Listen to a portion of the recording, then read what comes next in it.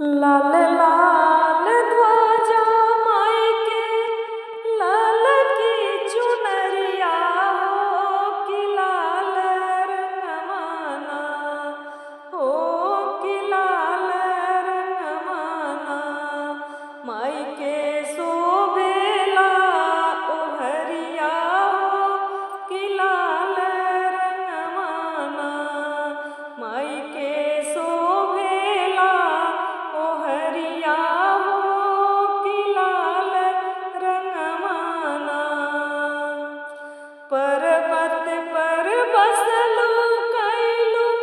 शेरवा सवरिया माई हो शेरवा सवरिया हो कि आठो घड़ियाना घूमा जंगल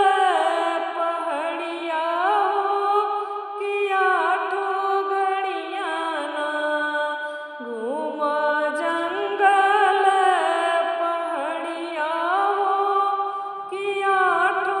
घड़ियाना असुर